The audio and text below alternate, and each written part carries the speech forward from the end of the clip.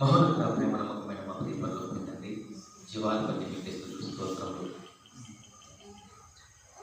సకలాస్వాదనికి కాలం పొందిన సత్యవంతుడ మీకే స్తుతులు స్తోత్రములు.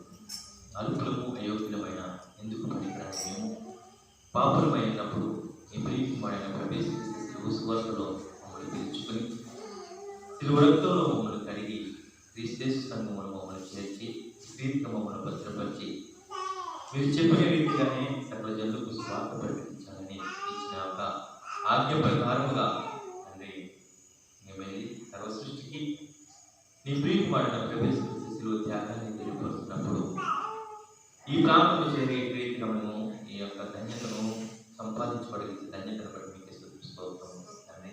ఈ సమయంలో నేను తెలియపోయినప్పటికీ నేను ఎవరినో ఇక్కడ ఏ రీతిగా సంఘం నడిపిస్తున్నానో తెలియకపోయినప్పటికీ సహోదరులు నాకు ఇచ్చిన యొక్క అవకాశాన్ని నేను సద్వినియోగం చేసుకుంటూ నిలబడి ఉండగా పరిశుద్ధాత్మ సహాయం దయచేసి సంబంధించిన జ్ఞానం ఇవ్వండి.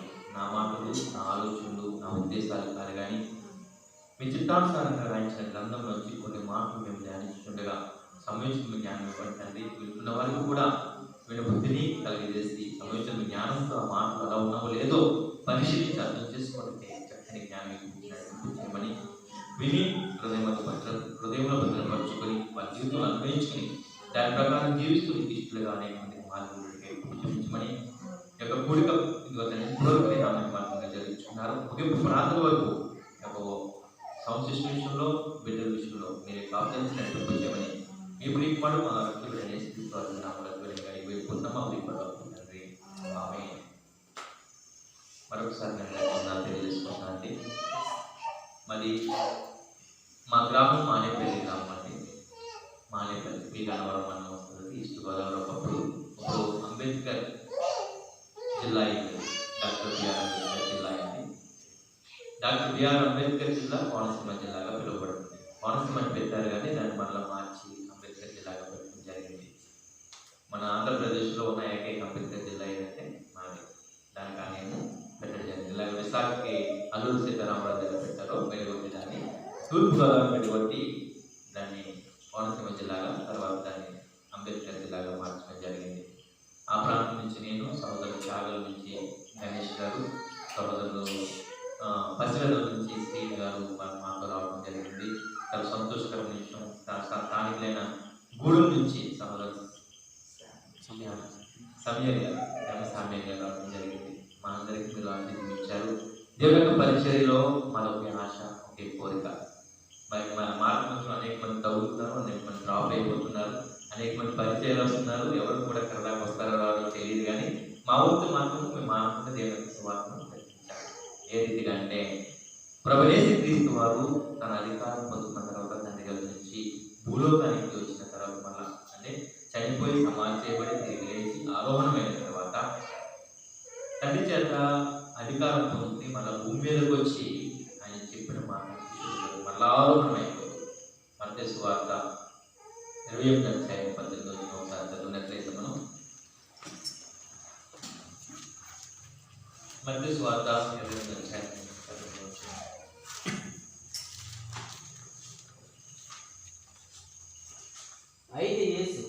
అయితే ప్రభువు యేసు క్రీస్తు వారి యొద్దకు వచ్చి పరలోకమందును భూమి మీదను నాకు సర్వాధికారము ఇవ్వబడి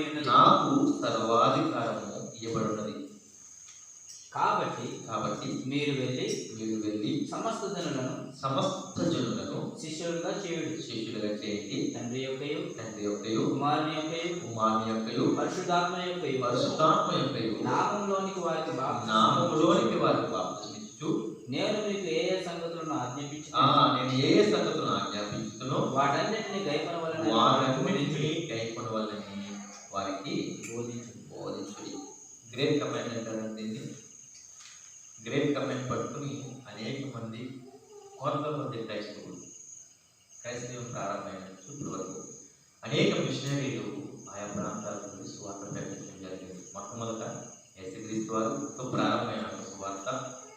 యేసుక్రీస్తు వారు చెప్పిన తర్వాత అపోస్తుల ద్వారా సంఘం ఏర్పడిన అనేక వేల మంది వారు చెదిరిపోయిన తర్వాత వారు వెళ్ళిన చోట క్రీస్తు సువార్త ప్రకటించడం వెళ్ళి అపోస్తుల్లో కొంతమంది, లేకపోతే చెదిరిపోయిన ఆనాటి ఆదిమ సంఘంలో కొంతమంది అనేక ప్రాంతాలు వెళ్ళి చెప్పడం ద్వారా మన ఇండియాకు సువార్త రావడం జరిగింది. మొదటి శతాబ్దంలోనే కేరళకి మొట్టమొదటి సువార్త వచ్చినట్టుగా మన సంఘ చరిత్ర చెప్తుంది. ఇండియా యొక్క క్రైస్తవ సంఘ చరిత్ర. అక్కడ మొదటి శతాబ్దంలోనే కట్టబడిన పురాతనమైన క్రైస్తవ మందిరం ఇప్పటికీ ఉంది. క్రైస్తవ మందిరం ఈనాటి ఉంది. ఇది సంఘ చరిత్రలో ఒక భాగం. దేవుడు తన సంకల్పంలో మనందరినీ కూడా ప్రేమించి ఈ లోకంలో మనం నశించుకోకుండా తన ప్రియకుమారుడు ద్వారా మన పరిశుద్ధుల నిర్దోషులుగా నిలబెట్టుకోవాలని తన ప్రియకుమారుని లోకానికి పంపించి శిలువ యాగము చేయించడం ద్వారా జరిగిన ఒక యాగంలో మనమందరం కూడా రక్షింపబడ్డాం. ఇంకా నశించిపోతున్న వారు చాలా మంది ఉన్నారు. ఆనాడు ఇవ్వండి యొక్క గ్రేట్ కమాండ్ అంటారు కదా, లేకపోతే ఆజ్ఞ, ప్రధానమైన ఆజ్ఞ, ఎవరు నశించుకోకూడదు అనేది దేవుని యొక్క సంకల్పం కదా. అందులో రక్షణ పొందాలని దేవుని యొక్క ఆజ్ఞ. తమ్ముడు ఇందాక ఒక పాట పాడాడు. ఏం పాట అది? అనాదిగా ఉన్నది. అనాదిగా ఉన్నది. అనాది అంటే అర్థం ఆది ఎందుకు దేవుడు అని మనకు తెలుసు. భూమాకాశం చేశాడని. ఆది కంటే ముందు ఉన్నదే అనాది. ఆది లేనప్పుడు ఉన్నదే అనాది. ఆది అంటే సమయము, దానికి ఒక ప్రారంభము, దానికి ఒక ముగింపు అనేది ఉంది. అది భూమాకారంలో లేకపోతే ఈ యొక్క విశ్వంలోకి వచ్చిన తర్వాత ప్రారంభమైనదే ఆది. ఆది ఎందు అనే మాట నుంచి సృష్టి ప్రారంభమైంది. సృష్టి ప్రారంభమైనప్పటి నుంచి ఆది.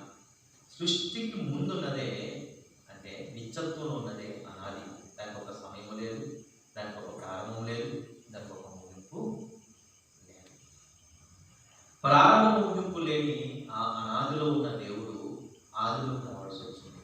ఎవరి కోసం? మీ కొరకు. సమయాన్ని కలిగించిన దేవుడు, సమయాలు లేని దేవుడు, సమయంలో కలిగించిన సమయానుకూలంగా సమయం ఉన్న ఈ చోటికి అంటే మీకు నాకు భూమి మీదకి రావడం జరిగింది. ఆయన వచ్చి ఒక మాట చెబుతున్నాడు. ఒకసారి జాగ్రత్తగా ఆలోచించినట్లయితే ఇందులో చాలా చక్కని మాట దారి ఉంది. దీంట్లో కొన్ని అర్థాలు దారి ఉన్నాయి. నాకు వచ్చిన దేవుడు నాకు ఇచ్చిన జ్ఞానంలో నుంచి నేను నేర్చుకున్న బైబిల్లో నుంచి మాటలు మాత్రం చెప్పగలుగుతున్నాను. అన్యతగా భావించద్దు. నేను మీకు ఏ సంగతులు ఆజ్ఞాపించినో వాటినన్నింటినీ కైకొన్న వాళ్ళని వారికి బోధించి. ఎవరికి బోధించాలి? దానికి మనం 19 చెప్తే పరలోకమందు భూమి మీద నాకు సర్వాధికారం ఇవ్వబడింది. ఎవరికి? యేసుక్రీస్తు వారికి. మరి పాతాళంలో అధికారం ఏదంటే ఉంది. ప్రకటనలో కూడా చెప్పబడుతుంది. పాతాళంలో తాళచోరు కూడా ఆయనకి ఇవ్వబడి ఉంది. ప్రభువైన యేసుక్రీస్తు వారికి ముల్లోకాలలో అధికారం కలిగి ఉన్నాడు. ఎన్ని లోకాలు? ముల్లోకాలు. 7 లోకాలు కాదు, 7 జన్మలు అంతకనే కాదు. ఒకటే జన్మ, ఒకటే లోకంలో ఉన్నాము. ప్రభువైన యేసుక్రీస్తు వారు ముల్లోకాలలో అధికారం కలిగి ఉన్నాడు. ముల్లోకాలు అంటే పరలోకంలో అధికారం కలిగి ఉన్నాడు, భూమి మీద అధికారం కలిగి ఉన్నాడు, పాతాళలోకం మీద ప్రభువైన యేసుక్రీస్తు వారికి అధికారం. ఇది ప్రకటన గ్రంథంలో అనేక చోట్ల చాలా క్లియర్గా చెప్పబడుతుంది. బైబిల్ మనం రాసుకుంటాం. ఇక్కడ నాకు అధికారం ఇవ్వబడింది కాబట్టి మీరు ఎక్కడికి వెళ్ళమంటున్నాడు? సమస్త జనులను శిష్యులుగా చేయండి. ఒకప్పుడు అపోస్తుల్లో ఉన్న 12 మందిని ఎంచుకుని లేకపోతే 70 మందిని ఎంచుకుని నశించిపోతున్న ఇశ్రాయేల్ యొక్కకే, నాగోలి యొక్కకి వెళ్ళండి, కానీ అన్ని జనులకి తెలియదు అన్నాడు. ఆ సందర్భం లేదు. మత్తయి 10 ప్రారంభం అన్నమాట. కానీ ప్రభువైన యేసుక్రీస్తు చనిపోయి సమాధి చేయబడి తిరిగి లేచిన తర్వాత చెప్తున్న మాట ఏంటి? సమస్త జనులు. ఎందుకు? అబ్రహాముకి వాగ్దానం చేశాడు. ఆదికాండం 12:3 నీ ద్వారా లేకపోతే నీ సంతానం ద్వారా సమస్త జనులు ఏమవుతారట? ఆశీర్వదింపబడతారని చెప్పబడిన ఆ వచనం ప్రకారంగా, వాగ్దానం ప్రకారంగా, ఆ వాగ్దానం ప్రకారంగా పుట్టిన కుమారుడే యేసుక్రీస్తు. ఇస్సాకు పుట్టారు చాలా మంది. ఇస్సాకు కూడా ఒక కుమారుడి వాగ్దానం పుట్టుడే.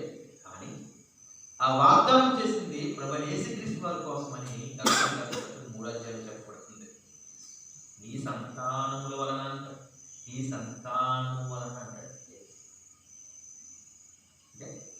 ఆనాడు అబ్రహాం గారికి 12వ అధ్యాయంలో 3వ వచనంలో చేసిన వాగ్దానం మరియ గర్భాన యేసుక్రీస్తు వలన నెరవేరి ఆయన భూమి మీదకి రావాల్సి వచ్చింది.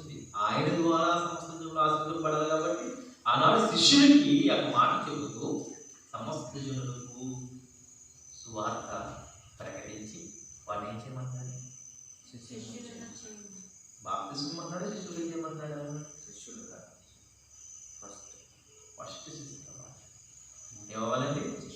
ఎవరైనా యేసుక్రీస్తును వెంబడించాలంటే, ఎవరైనా ముందు బాప్తిసం పొందుకుని సంఘంలో చేరాలంటే ముందు శిష్యులు అవ్వాలి. ఏమవ్వాలండి? శిష్యులు అవ్వాలి. శిష్యుడంటే వెనుబుద్ధి కలిగిన వాడు, శిష్యుడంటే గురువును వెంబడించేవాడు, శిష్యుడంటే గురువు చెప్పిన మాటకు విధేయుడు ప్రతి నిత్యము కూడా. శిష్యుడంటే ఎప్పుడు కూడా గురువు కంటే మించిన వాడు కాదు. శిష్యుడికి కొన్ని క్వాలిఫికేషన్స్ ఉన్నాయి. ప్రతి ఒక్కరు శిష్యుడు అయిపోతారండి. ఈ రకంగా మనం చూసుకుంటే మనము సువార్త చెప్పడానికి వెళ్తున్నాం, సువార్త చేయడానికి వెళ్తున్నాం. ఎవరు వింటారు ఎవరు వినఅనేది కాదు, కానీ సర్వ సృష్టికి ముందు సువార్త ప్రకటించాలి. కాబట్టి మనం వెళ్తున్నప్పుడు విన్నవారెవరు వినని వారెవరు, లేకపోతే మనల్ని తిట్టేవారెవరు కొట్టేవారెవరు పట్టించుకోకుండా మనం ముందుకు సాగుతున్నప్పుడు ఎవరైతే వింటారో, ఎవరైతే గ్రహించి నేను యేసుక్రీస్తు శిష్యుడిగా ఉంటాను, నేను యేసుక్రీస్తు ప్రభువుగా అంగీకరిస్తాను, యేసుక్రీస్తు నా కొరకు ఈ లోకానికి వచ్చి చనిపోయాడని గ్రహిస్తాడో వాడు మాత్రమే బాప్తిసానికి అర్హుడు. కానీ నేను అలా లేదు. మీ ఇంట్లో బిడ్డ పుట్టాడు కదా, బిడ్డ పెళ్లి వచ్చింది కదా, బాప్తిసం ఇచ్చేద్దాం. శిష్యుడు ఎవరు? బాప్తిసం తీసుకుంటాడు ముందుగానే. ఈ లోకంలో ఇప్పుడున్న పరిస్థితుల్లో వేద వచ్చిందని, అంటే రోగం తగ్గిందని, లేకపోతే మబ్బిడ్డో లేకపోతే గర్భఫలము వచ్చిందని రకరకాల బాప్తిసాలు జరుగుతున్నాయి. ఎవరు విమర్శించట్లేదు. ఆ బాప్తిస్మము దేవుడు అంగీకరిస్తారా లేదనేది ఈ విజ్ఞతకి విజ్ఞాస్తాను. ముందు శిష్యుడు అవ్వాలి, సువార్త వినాలి. అది బైబిల్ వ్యాఖ్యానంలో క్లారిటీగా రాయబడింది. ఎందుకు సువార్త ప్రకటించబడాలనేది కూడా మనం ఆలోచించేద్దాం. 2 మాటలు నేను చూపిస్తాను. రోమిలకు రాసిన పత్రికలో ఒక మాట ఉంటుంది కదా, 10వ అధ్యాయంలో ఆ మాట ఉంటుంది కదా. ఒకసారి చూద్దాం ఆ మాటని.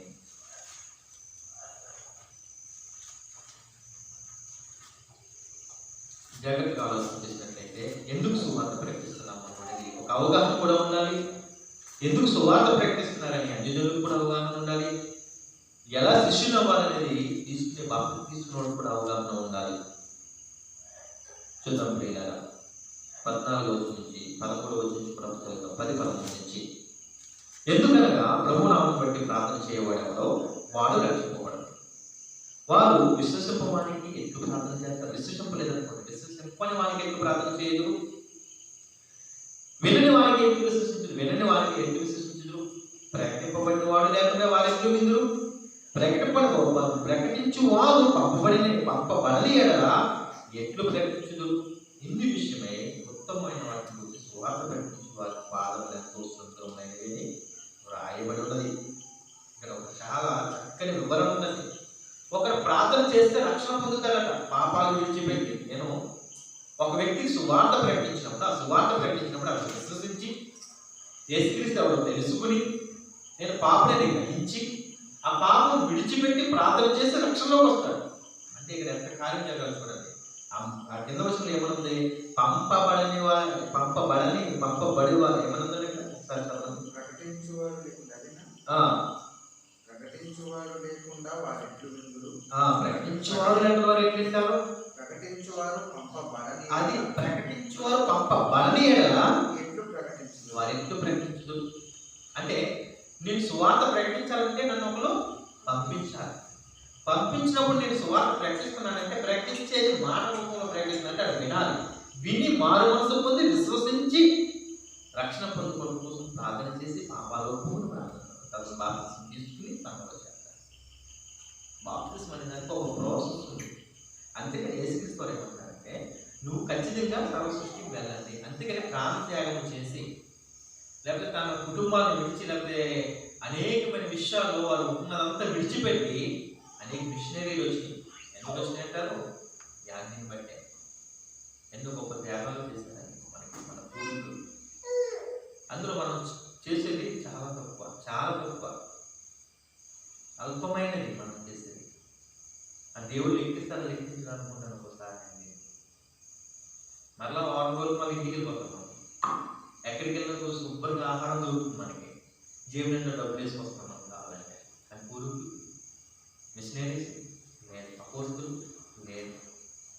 కానీ మనకున్న దాంట్లో మనం చేయగలుగుతున్నాం. మనకున్న దాంట్లో నీకున్న పరికల్పనలో చేస్తున్నారు. సువార్త చేయటం వల్ల లాభం ఏంటంటే ఒక మనిషి రక్షణ పొందుతారు. దానికైతే గొప్ప లాభము, గొప్ప విజయము మరొకటి ఉంది. ఆ కోణంలో చూస్తే అది మనకు తెలియాలి. నేను ఏదో సువార్త చేయడానికి గురించి చెప్పట్లేదు ఇక్కడ. దాని వెనకాల మరొక గొప్ప విషయం ఉంది. అందులోనే ఒక పదం రాస్తుంది. ఏ పదం అండి?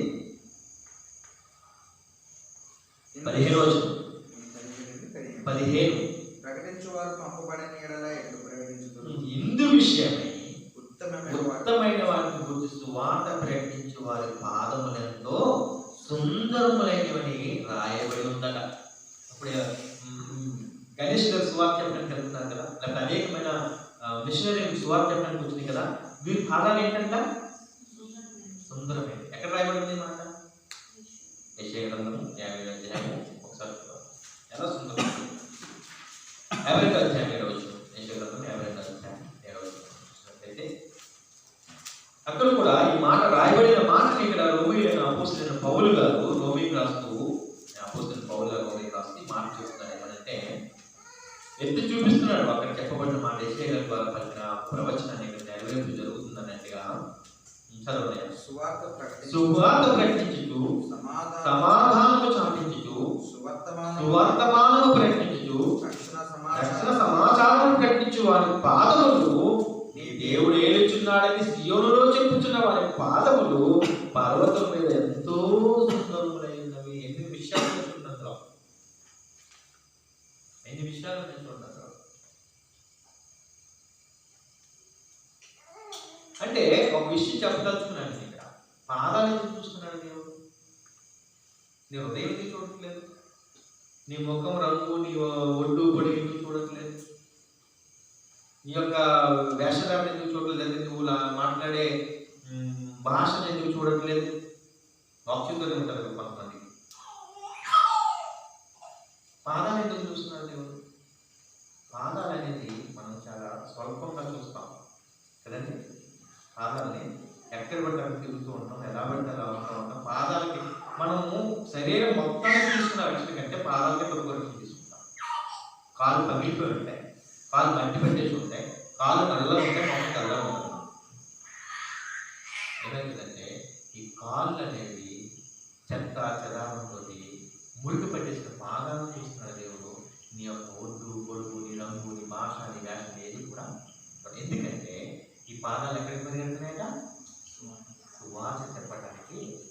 దాంట్లో లాభమైన దేవుడికి సువార్త చెప్పడానికి పరిగెడుతున్న లాభమైన దేవుడికి ఒక మాట గమనించాలి. సువార్త ప్రకటించడానికి పాదాలు పెరుగుతుంటే దేవుడికి లాభం ఏంటి? ఒక మాట ఆదికాండం 3వ అధ్యాయం 15వ వచనంలో సాతానుతో ఒక మాట అన్నాడు దేవుడు. ఆదికాండం 3వ అధ్యాయం 15వ వచనంలో సాతానుతో ఒక మాట చెప్పాడు. ఆ మాట మనం చాలా జాగ్రత్తగా మనం గ్రహించి అర్థం చేసుకోవాల్సిన వారు ఉన్నాం. ఏమన్నాడండి? మరి నీకును స్త్రీకి, నీ సంతానమును ఆమె సంతానమును వైరము కలిగిందును, అది నిన్ను తల మీద కొట్టును, నీవు దాని మదం మీద కొట్టు. అది అనే మాట కనుకుంటున్నట్టు ఒకటి చేసి కింద ఆయన అంటారు. ఆయన ప్రభునేసు క్రీస్తు వారు సాతాను తలను చిక్కుకొట్టారు. దేవుడి కుమారుడు ఈ లోకానికి వచ్చి ఆయన శిలువ యాగం చేసిన తర్వాత పాపమైన మనల్ని దేవుడితో సమాధానం పరుచుకుని మనలో కూడా దేవుడు కుమారులుగా తీర్చిదిద్దాడు. ఆయన సమాధాన స్వార్థ ద్వారా, ఆయన శిలువ రక్తం ద్వారా మనము ఒకప్పుడు చనిపోయిన వారము, పాపము, అవే లేకపోతే అసహ్యులము దేవుడికి కదా. 2వ అధ్యాయం 1వ వచనం చెప్తారు, అపరాధములు చేత పాపములు చేత మీరు చచ్చిన వారే ఉండగా మనం యేసు క్రీస్తు సువార్త ద్వారా మనం తిరిగి బ్రతికించుకున్నాడు. తద్వారా మనం దేవుడికి కుమారుగా తీర్చిదిద్దబడ్డాము. మనపై ఉన్న ఒక కోపము లేకపోతే దేవుడికి ఉన్న విరోధమైనది ఏదైనా తొలగించేసుకున్నాడు. ఇప్పుడు మనం దేవుడి కుమారులమయ్యాం. చాలా సంతోషం. యేసుక్రీస్తు వారు ఆ రోజు దేవుడి కుమారుడుగా ఉండి సిలువ సువార్తను ప్రకటించమని మనకి చెప్పి మనలో కూడా దేవుడి కుమారులుగా తీర్చిదిద్దిన ఆ ఒక వాగ్దానం ఏంటి? సమస్త దేవునికి వెళ్ళి సువార్త ప్రకటించండి. ఒక పక్కని మనుషులు రక్షణే కాదు, మరో పక్కని సాతాను అపజయం కూడా ఉంటారు. యేసుక్రీస్తు వారు ఎలాగైతే సాతాను తొక్కాడో అలాగే మనల్ని కూడా సాతాను తలని చితక తొక్కిస్తానని వాగ్దానం చేశాడు. రోమిలకు రాసిన పత్రిక 16వ అధ్యాయం చివరి వచనాల మాట్లాడుతున్నారు. ఒకసారి చూద్దాం. రోమిలకు రాసిన పత్రిక 16వ అధ్యాయంలో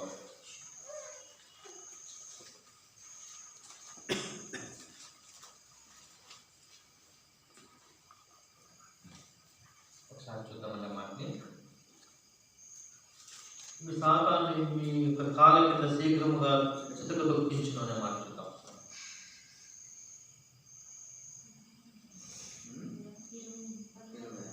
చదవండి. సమాధానకర్తయగు దేవుడు సాతానును మీ కాళ్ళ కింద శీఘ్రముగా చితక తొక్కించును. నువ్వు స్వార్థ చెప్తే ఎవరో రక్షణ పొందుతారు కాబట్టి నీ పాదాలు సుందరమైన కాదు. నువ్వు స్వార్థ చెప్తున్నప్పుడు నువ్వు సాతాన్ని తొక్కి ముందుకెళ్తావు. ఎందుకు తెలుసా? ఒక మాట చెప్తాను ఇక్కడ, చాలా ఆలోచింపజేసే మాట. మేము సువార్త చెప్తున్నామా? అక్కడ ఏమంటారు తెలుసా? మా పూర్వీకులు నమ్ముకోలేదండి, మా పెద్దలు నమ్ముకోలేదండి, లేదా మా మునిసిపు నమ్ముకోలేదండి, మాకు కొన్ని కట్టుబాట్లు ఉన్నాయండి, మేము రావండి, మీ దేవుడు మాకు వద్దండి. ఏం జరిగింది అక్కడ? సాతాను కత్తి కట్టేసి సాతాను కొత్త గోడలు నిర్మించేసింది. రాకుండా కొన్ని మతం, కొన్ని కులం, కొన్ని పారంపర్య ఆచారాలు, కొన్ని కుల దేవతలు, లేదా కొన్ని గ్రామ పెద్ద దేవతలు లాగా వారిని కట్టేసింది. ఎవరు? సాతాను. ఇప్పుడు మనం వెళ్ళి సువార్త చెప్తే ఒక ఆత్మ రక్షణ పొందితే అక్కడ సాతాను విజయం మంద మనది. అందుకే యెషయా గ్రంథం 55 అధ్యాయం 6వ వచనంలో యెషయా గ్రంథం 55 అధ్యాయం 6వ వచనంలో మాట్లాడతారు. అదే మాట పౌలు గారు కూడా కొరింథీయులకు చెప్తారు మాట. కానీ ముందు యెషయా గ్రంథం 55 అధ్యాయం చదువుతాం. దుర్మార్గుడు కట్టిన కట్టలు. ఎవడ దుర్మార్గుడు? సాతాను కట్టేశాడు.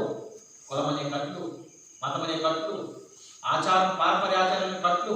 మా కులం ఒప్పుకోదండి, మా పెద్దలు ఒప్పుకోరండి, మా గ్రామాలస్తులు ఒప్పుకోరండి, మా జాతి అలాంటిది కాదండి. దుర్మార్గుడు కట్టిన కథలను విప్పుటయు కారు మాను మోగు మేకులు తీయుటయు బాధింపబడిన వారిని విడిపించుటయు ప్రతి కాడిని విరగొట్టుటయు నేను నేర్చుకున్న ఉపవాసమే కదా. ఏంటంటే కాడి మాను ఉపవాసం గురించి ఒక చక్కని సందేశం అది. అక్కడికి వెళ్ళట్లేదు. దుర్మార్గం కట్టిన కట్టలను కాడు మాను మోకులంటే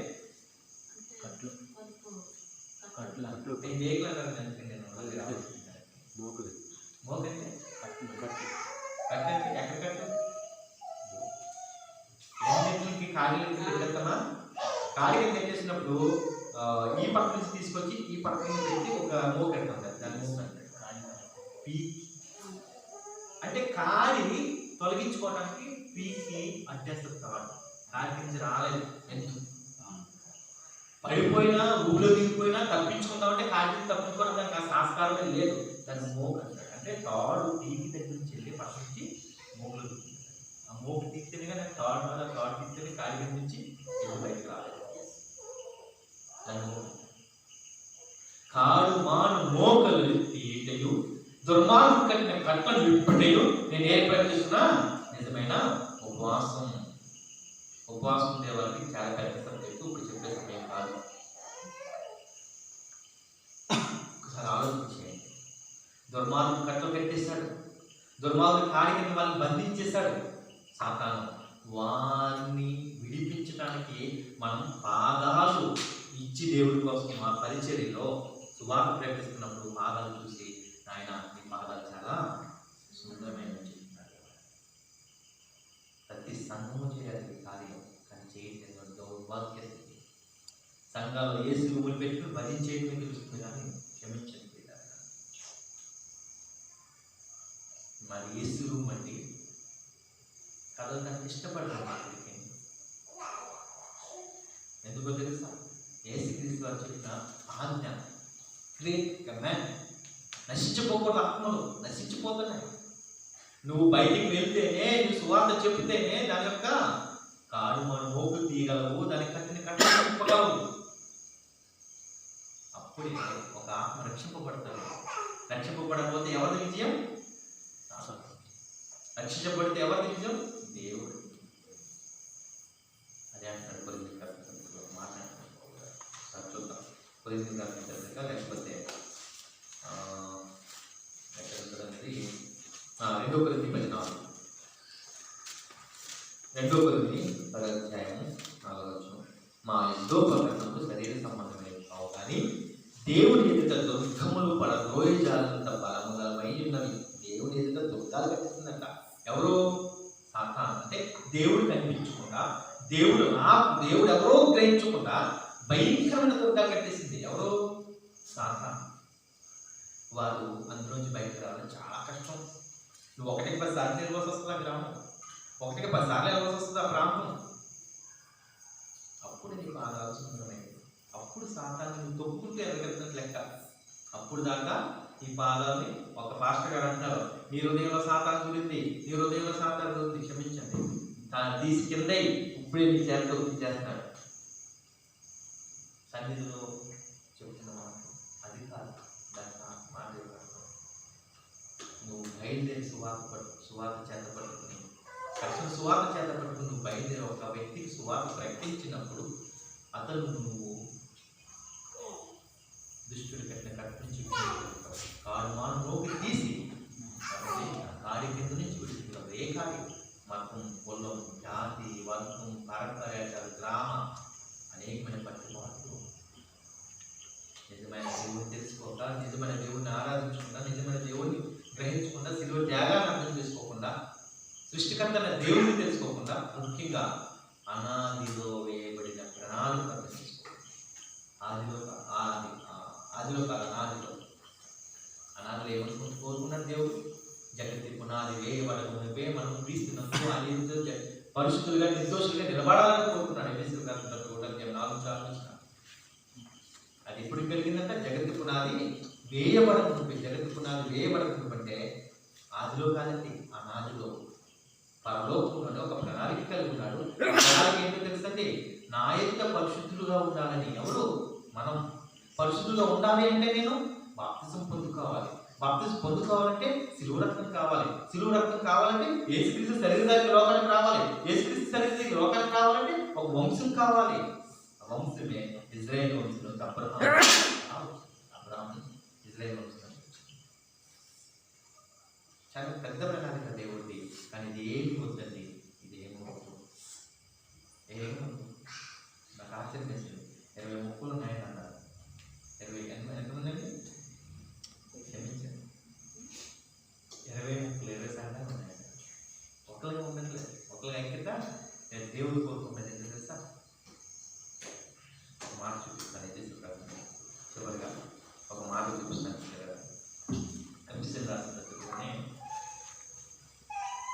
ఒక మాట చూపించి క్రీస్తు సంఘం ద్వారా మనకి సువార్త బయటికి వెళ్ళాలనే విషయం అది నేను చూపించాలనుకుంటున్నాను. అలాగే ఎఫెసీయులకు రాసిన పత్రికలో ఒక మాట పౌలు గారు సంఘానికి రాస్తున్నారు. ఏమని రాస్తున్నారంటే చాలా చక్కగా ఆ వివరణ మీకు అర్థం కావాలని పెట్టుకోతున్నాను.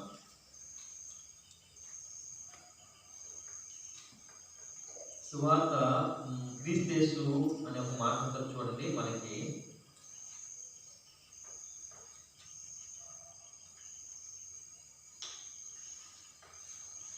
క్రీస్తులో క్షమించండి 3వ అధ్యాయము 10లో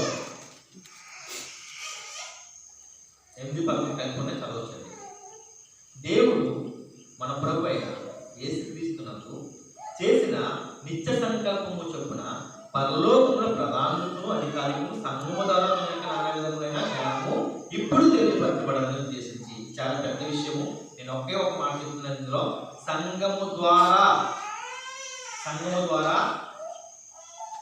శిష్యులు బయటకు వెళ్ళాలి. సంఘము ద్వారా సువార్త బయటకు వెళ్ళాలి. సంఘము ద్వారానే పరలోకములో ఉన్న, అక్కడ ఏమన్నాడు? క్రీస్తు యేసునందు చేసిన నిత్య సంకల్పం చెప్పిన పరలోకములో ఉన్న ప్రధానులకు జ్ఞానం వెళ్ళాలి. ఇంకొక కిందకి 3 లైన్లు వచ్చేస్తే క్రీస్తు ఐశ్వర్యము అన్యజనుల్లో ప్రకటింపబడాలి. ఇంకా కిందకు వచ్చేస్తే ప్రియులారా అదే సంఘము ద్వారా దేవుడు మహిమ పొందాలని ఉంటుందండి. అదే సంఘం ద్వారా దేవుడు మహిమ పొందాలని ఉంటుంది. ఒక మాట చూడండి, చివరి రోజు 27 చివరి రోజు 21 చివరి రోజు 21 చివరి రోజు సంఘములో తరతరములు సదాకాలము మహిమ కలుగుగాక. ఆమేన్. సంఘము ద్వారా సువార్త బయటకెళ్ళాలి. సంఘము ద్వారా దేవుడు మహిమ పొందాలి. సంఘము ద్వారా నిజులకు సువార్త వెళ్ళాలి. సంఘము ద్వారానే ప్రతిదీ కూడా.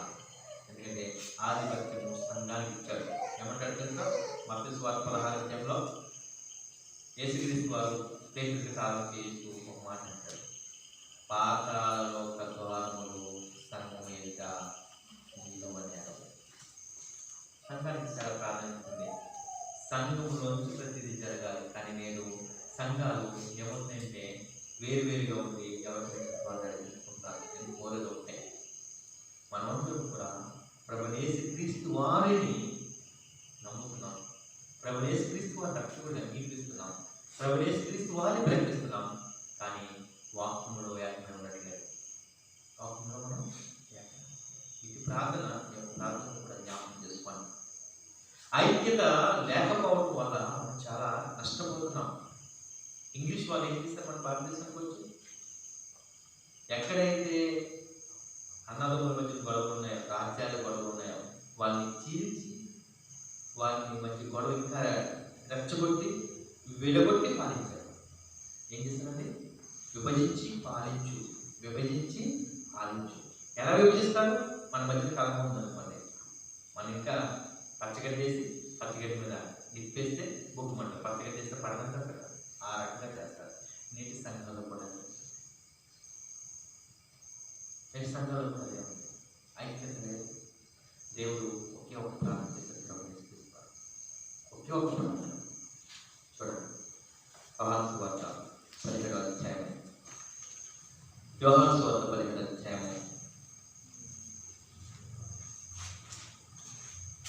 17వ నుంచి చదువుతాం. 15 నుంచి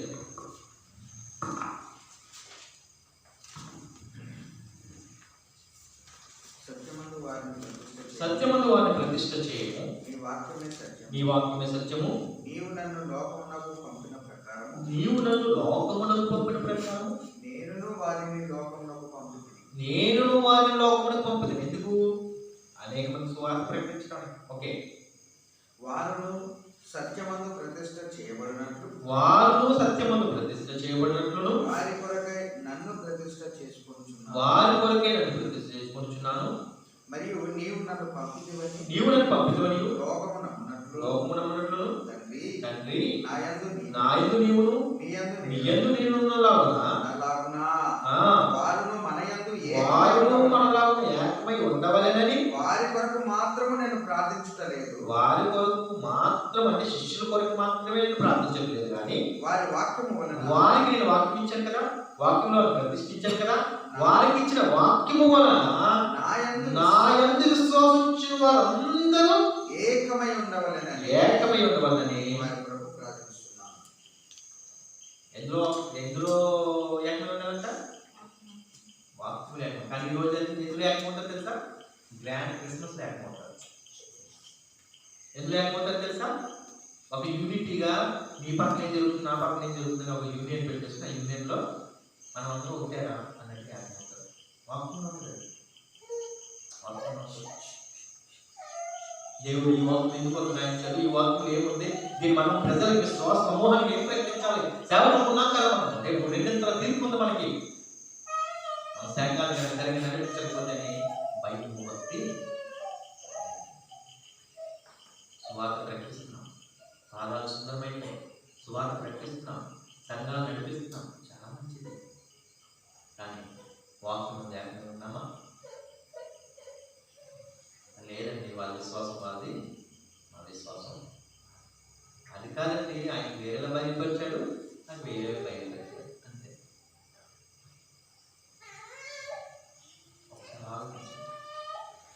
అపోస్తులకు ఇచ్చిన వాక్యము, అపోస్తులకు ఇవ్వబడిన వాక్యము, అపోస్తుల ద్వారా పరిశుద్ధాత్మ ప్రేరేపణై ఆయా సంఘాలకు రాయబడిన వాక్యము. ఈ వాక్యమును మనం ఏకమై ఉన్నామా? ఏకమైతేనే కానీ సాతానుపై పూర్తి విజయం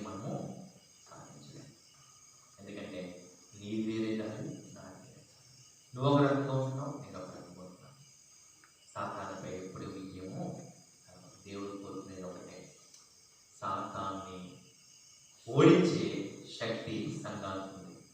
ఆ సంఘం ద్వారా ఐక్యమై సువార్తకి వెళితే ఆ సువార్తలో కట్టిన కట్టులను కార్యాలను గడిపొడితే అప్పుడు దేవుడికి మహిమ ఘనత ప్రభావం అనేక ఆత్మలు ఇంకా దేవుని కొరకు సంపాదించగలుగుతాం. కానీ నేను సంఘాలు జరగట్లేదు. ఎప్పుడైనా ఎక్కడైనా వెళ్ళిందా అంటే వెళ్ళట్లేదు. నా చిన్నప్పటి నుంచి చూస్తున్నాను. నా స్థానిక సంఘం, నా గ్రామంలో ఉన్న స్థానిక సంఘం, ఇప్పుడు ఆ స్థానిక సంఘంలో లేని కానీ నాకున్న సంఘాలలో నేను బిజీగా ఉంది. ఆ సంఘం నుంచి అనేక మందిని నేను నడిపించాలని చూసుకున్నప్పుడు నేను ప్రారంభించాను. ఒక్కసారి నాకు కూడా మేము ప్రారంభం చేసుకోండి. మరి మనందరూ కూడా గొప్పవారు కాదు, దేవుడి యొక్క ధన్యతను బట్టే మనం సేవ చేస్తున్నాం. అని అది ఐక్యతగా చేస్తే ఇంకా బాగుంటుంది. అది వాక్యము ఏకమై చేస్తే ఇంకా బాగుంటుంది. సంఘాలని ఒక తాటిపైకి వాక్యములో వస్తే ఇంకా చాలా బాగుంటుంది. అది నా కోరిక, నా తపన.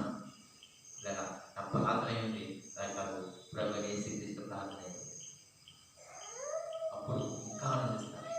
సుందరమైన పాదాలు బట్టే కాదు, సహోదరుల ఐక్యతను బట్టి 133 కీర్తన చదువుతుంటారా. ఏమంటుందండి? సహోదరుల ఐక్యత కలిగి ఉంటా ఎంత మేలు, ఎంత మనం అక్కడ మూల ఆశీర్వాదాలు ఉంటాయి కదా. ఎంత మేలైనా మనం ఎంత మనోహరం చెప్పేసిన తర్వాత ఆశీర్వాదాలు ఎప్పుడు ఐక్యత కలిగి ఉన్నప్పుడు. ఐక్యత ఉంటున్నారు కానీ ఉన్నంతో ఐక్యత ఉంటారు. వాక్యం విషయంలో ఐక్యత లేదు, వాక్య ప్రకటిస్తామన్న విషయంలో అదే విధంగా కాకుండా మనమందరం దేవుడు చెప్పిన లేఖనానికి దేవుడు చెప్పిన ఆ లేఖనాల పరిమితిలో మనం ఉంది. రేపటి తీర్పు తీసినప్పుడు ఈ లేఖనాలకు మించి మన దగ్గరికి వెళ్ళాలి. ఈ గ్రంథమే తెలుస్తారు తీర్పు తీసినప్పుడు. ఈ గ్రంథంలో బట్టే మనకి కొంత కోసం తీర్పు తీస్తారు. గ్రంథంలో చెప్పించే దాన్ని బట్టి మనం ముందుకు సాగి మనం ఇంకా సేవలు ఇంకా గొప్పగా దేవుడిచ్చిన శక్తిని బట్టి, సామర్థ్యాన్ని బట్టి, ఆయుష్ బట్టి, ఆరోగ్యం బట్టి సేవ చేసి దేవుడు మహిమపరిచి దేవుడు ఉపయోగించి పాల్గొనుకుంటాం. కొద్ది మాటలు దేవుడు మన వ్యక్తుల్లో కనిపించేది కాక సమయించిన దేవుడికి మరి సమయం చెప్తున్నాను. చిన్న ప్రార్థన చేసుకుంటాం. మహోన్నత ప్రేమ నమ్మకమైన మా ప్రియ పదవులు తండ్రి, నిలిచిన యొక్క సమయాన్ని బట్టి, సందర్భాన్ని బట్టి మీకు స్తుతిస్తున్నాం. దేవా, యొక్క సన్నిధిలో అల్పుడైన నన్ను నిలబెట్టుకుని మీ యొక్క గ్రంథం నుంచి మీ యొక్క మనసులోని మాటలు, అమూల్యమైన మాటలు చెప్పుటకు ఇచ్చిన సందర్భాన్ని బట్టి మీకు స్తుతిస్తున్నాం తండ్రి. ఈ యొక్క మాటల్లో పొరపాటు ఉంటే క్షమించండి. ఏదైనా సరి చేసుకోవాల్సి ఉంటే ఇంకా నేను సరి చేసుకోవడానికి చూపించండి. ఈ మాటలు సంగమంతమైనది తండ్రి. సంగంలో ప్రతి ఒక్క బిడ్డ గ్రహించి బైబిల్లో అలా ఉందో లేదో సరి చూసుకుని వారి జీవితంలో అనుభవించుకోవడానికి చూపించండి. అది యొక్క సాంసన్ గారి యొక్క సంఘం నుంచి ఇంకా తండ్రి అనేక మంది యోధులు లేవనెత్తండి. చక్కగా పాటలు పాడుతున్నారు తండ్రి, చక్కగా నేను ఆరాధన చేస్తున్నారు. అనేక మంది యోధులు ఇంకా బలమైన సువార్త పాస్టర్ గారితో కలిసి ఇంకా గొప్ప సువార్త చేసి ఈ చుట్టుపక్కల గ్రామాలలో దుష్టుడి కట్టిన కట్టును విప్పుటకు, వారు పెట్టిన కాడి యొక్క మోకును తీటుకును గొప్ప ధన్యత వారికి దయచేయమని ఈ యొక్క సంఘము ద్వారా తండ్రి మీరు మహిమ పొందాలి. ఈ సంఘము ద్వారా అన్ని జనులకు సువార్త ప్రకటించాలి. ఈ సంఘము ద్వారా తండ్రి పరలోకం ఉన్న పెద్దలకు కొన్ని మర్మాలు తెలియపరచబడాలి. మీరు నిర్ణయించిన విధానం బట్టి సంఘంలో కోరుకున్నారు తండ్రి. మేము సంఘం ద్వారానే పరిశుద్ధులుగా తీర్చిదిద్దబడుతున్నాం. సంఘం ద్వారానే మేము దినదినము పాంతం పొందుతాం తండ్రి. సంఘంలో ఉన్న లోటుపాట్లను తీసివేయండి.